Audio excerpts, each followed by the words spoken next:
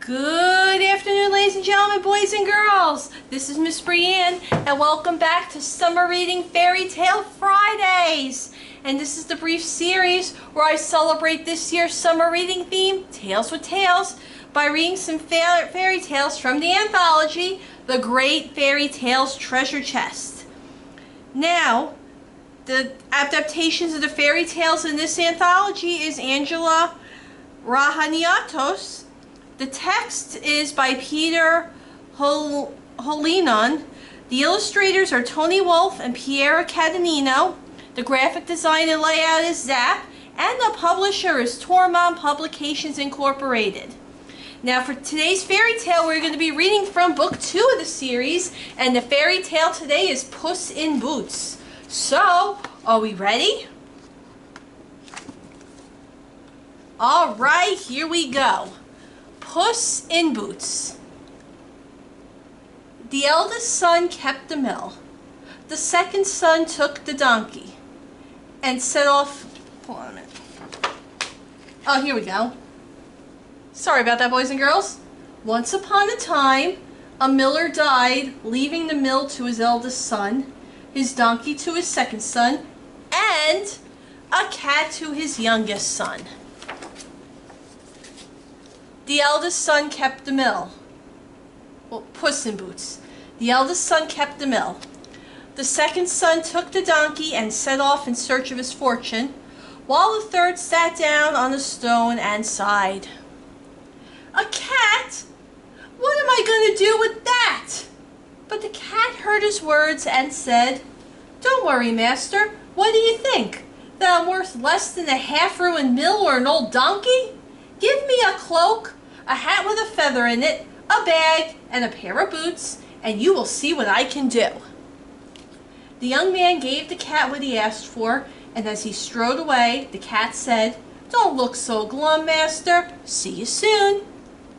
By and by, the cat caught a fat wild rabbit, popped it into his bag, knocked at the castle gate, and went before the king. Removing his hat, with a sweeping bow, he said, "Sire, the famous Marquis of Carabas sends you this fine plump rabbit as a gift." "Oh," said the king, "thanks so much." The next day, the cat came back with some partridges. "Another gift from the brave Marquis of Carabas," he announced. In the days that followed, Puss in Boots regularly visited the castle, carrying rabbits, hares, partridges, and skylarks, presenting them all to the king in the name of the Marquis of Carabas. Folk at the palace began to talk about this noble gentleman. "He must be a great hunter," someone remarked. "He must be very loyal to the king," said someone else. And yet another, "But who is he? I've never heard of him." "Is your master young and handsome?" the queen asked the cat. "Oh, yes, and very rich too," answered Puss in Boots. "In fact, he would be very honored if you and the king called to see him in his castle." The cat returned home and told his master that the king and queen were going to visit him. "Whatever shall we do?" he cried. "As soon as they see me, they will know how poor I am." "Leave everything to me," replied Puss in Boots. "I have a plan." For several days, the crafty cat kept on taking gifts to the king and queen. One day he discovered that they were taking the princess on a carriage ride that very afternoon. The cat hurried home in great excitement. "Master, come along," he cried. "It is time to carry out my plan. You must go for a swim in the river." "But I can't swim," replied the young man. "That's all right," replied Puss in Boots. "Just trust me." So they went to the river, and when the king's carriage appeared, the cat pushed his master into the water. "Help!" cried the cat. "The Marquis of Carabas is drowning!" The king heard his cries and sent his escorts to the rescue. They arrived just in time to save the poor man. The king, the queen, and the princess fussed over the Marquis of Carabas. "Wouldn't you like to marry such a handsome man?" the queen asked her daughter. "Oh yes," replied the princess. However, the cat overheard the king remark that they must find out how rich he was. "He is very rich indeed," said Puss in Boots. "He owns the castle and all this land. Come and see for yourself. I will meet you at the castle." The cat rushed off towards the castle, shouting at the peasants working in the fields. "If anyone asks you who your master is, answer the Marquis of Carabas." And so, when the king's carriage passed by, the peasants told the king that their master was the Marquis of Carabas. Puss in Boots arrived at the castle, the home of a huge, cruel ogre. Before knocking at the gate, the cat said to himself, "I must be very careful, or I'll never get out of here alive."